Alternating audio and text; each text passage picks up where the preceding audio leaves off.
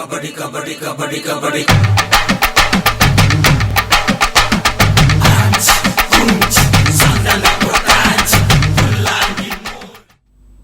ರಾಜ್ಯ ರಾಜಕಾರಣದಲ್ಲಿ ಈಗ ಮತ್ತೆ ಬಿರುಸಿನ ನಡೆ ಆರಂಭ ಆಗಿದೆ ಅಂತಾನೆ ಹೇಳಬೇಕು. ಈಗ ರಾಷ್ಟ್ರ ರಾಜಧಾನಿಯಿಂದ ರಾಜ್ಯ ರಾಜಧಾನಿಗೆ ಈ ರಾಜಕೀಯ ಬೆಳವಣಿಗೆಗಳು ಶಿಫ್ಟ್ ಆಗಿವೆ.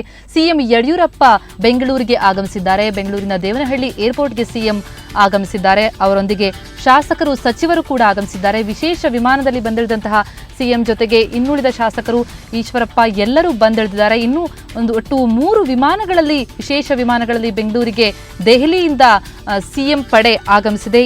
ಈಗ ರಾಷ್ಟ್ರಪತಿಗಳನ್ನ ಭೇಟಿಯಾಗಿ ಶಾಸಕರ ನಿಯೋಗ ಈಗ ರಾಜ್ಯಕ್ಕೆ ವಾಪಸ್ ಆದ ಮೇಲೆ ಇನ್ನು ರಾಜ್ಯಪಾಲರನ್ನ ಭೇಟಿಯಾಗಲಿದ್ದಾರೆ. ರಾಜ್ಯಪಾಲರನ್ನ ಸಂಜೆ 4:30 ಸುಮಾರಿಗೆ ಭೇಟಿಯಾಗುವಂತಹ ಸಂಭವ ಇದೆ.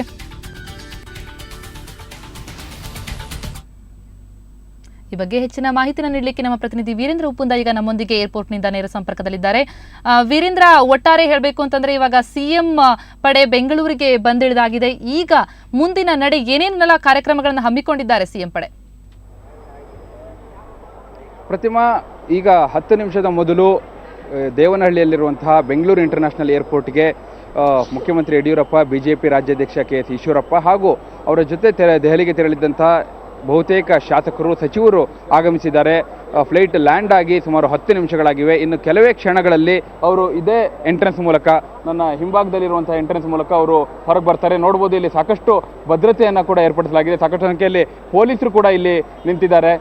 ಮಿಲಿಟರಿ ಪಡೆಯ ಸಿಬ್ಬಂದಿಗಳು ಕೂಡ ಇಲ್ಲಿದ್ದಾರೆ. ಹೀಗಾಗಿ ಎಲ್ಲ ರೀತಿಯ ಭದ್ರತಾ ವ್ಯವಸ್ಥೆಯನ್ನು ಕಲ್ಪಿಸಲಾಗಿದೆ. ಇನ್ನು ಕೆಲವೇ ಕ್ಷಣಗಳಲ್ಲಿ ಇದೇ ಎಂಟ್ರೆನ್ಸ್ ಮೂಲಕ, ಈ ಅರೈವಲ್ 8 ಅಂತ ಏನಿದೆ, ಈ ಅರೈವಲ್ ಮೂಲಕ ಅವರು ಹೊರಗೆ ಬರೋರಿದ್ದಾರೆ. ಎಲ್ಲ ಶಾಸಕರು, ಸಚಿವರು ಕೂಡ ಇದೇ ಹಾದಿಯಲ್ಲಿ ಬರ್ತಾರೆ. ಆದರೆ ಮುಖ್ಯಮಂತ್ರಿ ಯಡಿಯೂರಪ್ಪನವರು ನನ್ನ ಎಡಭಾಗದಲ್ಲಿ ಇನ್ನೊಂದು ಎಂಟ್ರೆನ್ಸ್ ಇದೆ, VIP ಎಂಟ್ರೆನ್ಸ್. ಅಲ್ಲಿ ಕೂಡ ಸುವರ್ಣ ನ್ಯೂಸ್ನ ಕ್ಯಾಮ್ರಾ ರೆಡಿ ಇದೆ. ಆ ಎಂಟ್ರೆನ್ಸ್ನ ಮೂಲಕ ಆಗಮಿಸುವಂಥ ಸಾಧ್ಯತೆ ಇದೆ.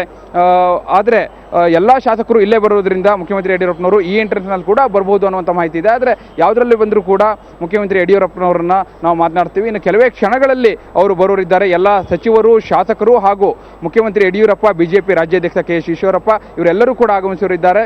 ಈಗಾಗಲೇ ಫ್ಲೈಟ್ ಲ್ಯಾಂಡ್ ಆಗಿ 10 ನಿಮಿಷ ಆಗಿದೆ. ಇವತ್ತಿನ ಅವರ ಕಾರ್ಯಕ್ರಮಗಳಲ್ಲಿ ಪ್ರಮುಖವಾಗಿ ನಾವು ಗಮನಿಸಬೇಕಾದಂಥದ್ದು ಸಂಜೆ 4 ಗಂಟೆಗೆ ರಾಜಭವನದ ಒಂದು ಭೇಟಿ. ಈಗಾಗಲೇ ಅಪಾಯಿಂಟ್ಮೆಂಟ್ ಫಿಕ್ಸ್ ಆಗಿದೆ. ಯಾಕಂದರೆ ಮೊನ್ನೆ ಅಷ್ಟೇ ಅವರು 10 ಜನ ಅರ್ಹ ಶಾಸಕರಿದ್ದಾರೆ, ಅವರು ಬಿಜೆಪಿಯ ಮುಖಂಡರ ಜೊತೆ ರಾಜಭವನಕ್ಕೆ ಹೋದಾಗ ರಾಜಭವನದ ಗೇಟ್ನ ಹೊರಗೆ ಕಾಯಬೇಕಾಗಿ ಬಂದಿತ್ತು. ಅಂಥದ್ದು ಮತ್ತೆ ಮರುಕಳಿಸಬಾರ್ದು ಅನ್ನೋ ಹಿನ್ನೆಲೆಯಲ್ಲಿ ಈಗಾಗಲೇ ಮುಖ್ಯಮಂತ್ರಿ ಯಡಿಯೂರಪ್ಪನವರು ರಾಜಭವನದಿಂದ ಅಪಾಯಿಂಟ್ಮೆಂಟನ್ನು ತೆಗೆದುಕೊಂಡಿದ್ದಾರೆ. ಸಂಜೆ 4 ಗಂಟೆಗೆ ಅಪಾಯಿಂಟ್ಮೆಂಟ್ ಫಿಕ್ಸ್ ಆಗಿದೆ. ಮುಖ್ಯಮಂತ್ರಿ ಯಡಿಯೂರಪ್ಪನವರ ಇರಾದೆ ಏನೆಂದರೆ ತನ್ನ ಜೊತೆ ಎಲ್ಲ ಶಾಸಕರನ್ನು ಕರೆದುಕೊಂಡು ಹೋಗಿ ರಾಜ್ಯಪಾಲರ ಎದುರು ಪರೇಡ್ ಮಾಡಿಸಬೇಕು ಅನ್ನುವಂಥದ್ದು. ಆದರೆ ಅದಕ್ಕೆ ಇನ್ನೂ ಕೂಡ ಅವಕಾಶ ಸಿಕ್ಕಿಲ್ಲ. ಅದಕ್ಕೆ ಅವಕಾಶ ಸಿಕ್ಕಿದ್ದೇ ಆದರೆ ಮುಖ್ಯಮಂತ್ರಿ ಯಡಿಯೂರಪ್ಪನವರು ರಾಜ್ಯಪಾಲರ ಎದುರು ಪರೇಡ್ ಮಾಡಿಸಲಿಕ್ಕೆ ಸಿದ್ಧರಾಗಿದ್ದಾರೆ. ಆದರೆ ನಿನ್ನೆಯಷ್ಟೇ ರಾಷ್ಟ್ರಪತಿ ಭವನದಲ್ಲಿ ರಾಷ್ಟ್ರಪತಿಗಳ ಎದುರು ಈಗಾಗಲೇ ಪರೇಡ್ ಆಗಿರೋದ್ರಿಂದ ರಾಜ್ಯಪಾಲರ ಎದುರು ಮತ್ತೊಮ್ಮೆ ಪರೇಡ್ನ ಅಗತ್ಯ ಇದೆಯಾ ಅನ್ನುವಂಥ ಒಂದು ಪ್ರಶ್ನೆ ಕೂಡ ಇದೆ. ಆದರೆ ಮುಖ್ಯಮಂತ್ರಿ ಯಡಿಯೂರಪ್ಪನವರು ಯಾವ ನಿರ್ಧಾರವನ್ನು ಕೈಗೊಳ್ತಾರೆ ಅನ್ನೋದು ಬಹಳ ಕುತೂಹಲಕಾರಿ.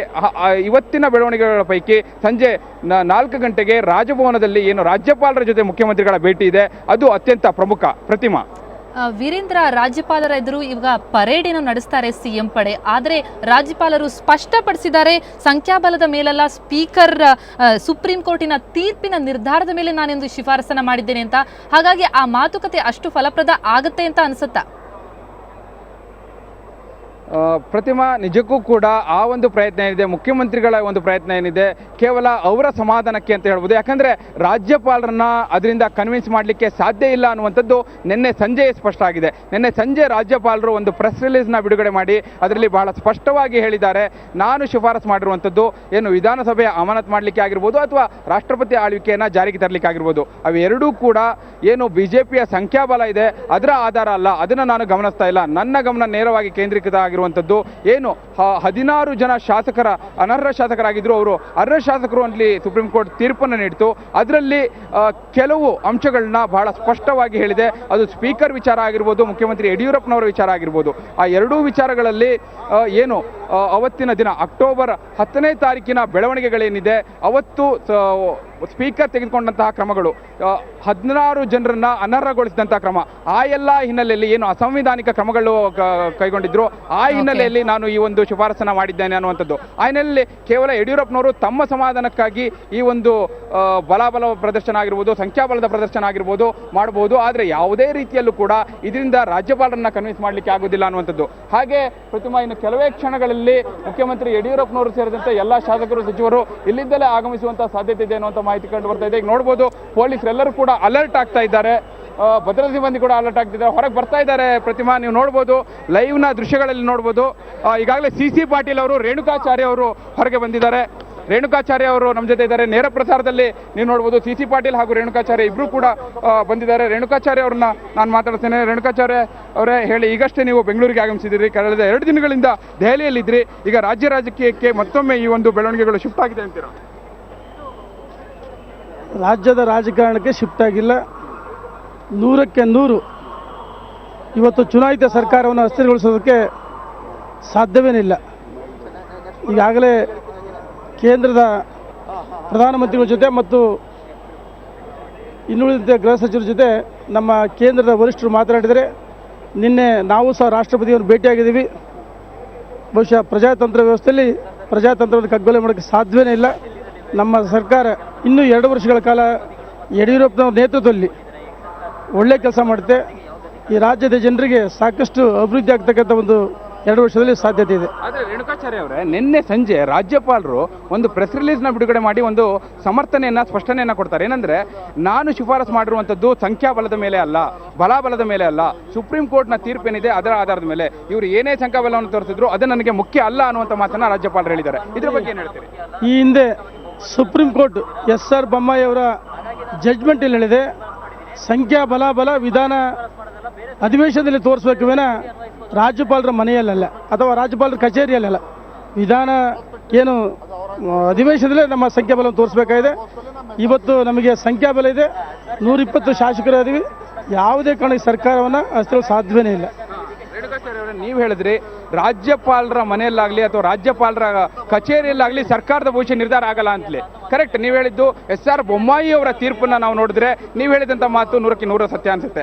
ಆದರೆ ರಾಜ್ಯಪಾಲರು ತಮ್ಮ ಸ್ಪಷ್ಟನೆಯಲ್ಲಿ ಭಾಳ ಸ್ಪಷ್ಟವಾಗಿ ಹೇಳ್ತಾರೆ, ನಾನು ಹೇಳ್ತಾ ಇರುವಂಥದ್ದು ಸುಪ್ರೀಂ ಕೋರ್ಟ್ನ ತೀರ್ಪುಗಳೇನಿದೆ ಅಸಂವಿಧಾನಿಕ ಕ್ರಮಗಳು ಅಂತೇಳಿ ಅದರಲ್ಲಿ ಏನು ಸ್ಪಷ್ಟವಾಗಿ ಹೇಳಲಾಗಿದೆ, ಆ ಹಿನ್ನೆಲೆಯಲ್ಲಿ ಈ ಕ್ರಮವನ್ನು ಕೈಗೊಂಡಿದ್ದೇನೆ ಅಂದರೆ ನನ್ನ ಪ್ರಶ್ನೆ ಏನಪ್ಪ ಅಂದರೆ, ರಾಜ್ಯಪಾಲರು ನೇರವಾಗಿ ಹೇಳ್ತಾರೆ ಇದು ಬೀದಿಯಲ್ಲಿ ಚರ್ಚೆ ಆಗುವಂಥ ವಿಚಾರ ಅಲ್ಲ, ಬೀದಿಯಲ್ಲಿ ನಿರ್ಧಾರ ಆಗುವಂಥ ವಿಚಾರ ಅಲ್ಲ ಅಂತೇಳಿ. ಆ ಹಿನ್ನೆಲೆಯಲ್ಲಿ ಎಲ್ಲೊಂದು ಕಡೆ ಅಂದರೆ ಅವ್ರು ನೇರವಾಗಿ ಹೇಳ್ತಾರೆ ರಾಷ್ಟ್ರಪತಿಗಳ ಒಂದು ಚೌಕಟ್ಟಿನಲ್ಲಿ, ರಾಜ್ಯಪಾಲರ ಚೌಕಟ್ಟಿನಲ್ಲಿ ನಿರ್ಧಾರ ಆಗಬೇಕು ಅಂತ. ನೋಡಿ, ಮುಖ್ಯಮಂತ್ರಿಗಳ ನೇತೃತ್ವದಲ್ಲಿ, ನಮ್ಮ ಕೇಂದ್ರದ ವರಿಷ್ಠರ ನೇತೃತ್ವದಲ್ಲಿ ಬೀದಿಯಲ್ಲಿ ನಾವು ಭೇಟಿಯಾಗಿಲ್ಲ. ರಾಷ್ಟ್ರಪತಿ ಭವನದಲ್ಲಿ ಗೌರವಿತ ರಾಷ್ಟ್ರಪತಿಗಳನ್ನ ಭೇಟಿ ಮಾಡಿ ನಮ್ಮ ಸಂಖ್ಯಾಬಲವನ್ನು ಮನವರಿಕೆ ಮಾಡಿಕೊಟ್ಟಿದ್ವಿ. ನೋಡಿ, ರಾಜ್ಯಪಾಲರ ಎದುರು ಕೂಡ ಪರೇಡ್ ಇದೆಯಾ?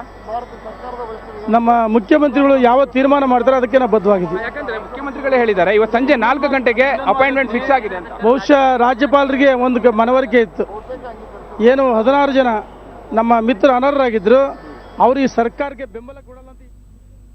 ಇದು ಈ ಕ್ಷಣದ ಸುದ್ದಿ. ಕ್ಷಣದ ಸುದ್ದಿಗಾಗಿ ನೋಡ್ತಾ ಇರಿ ಸುವರ್ಣ ನ್ಯೂಸ್ 24/7.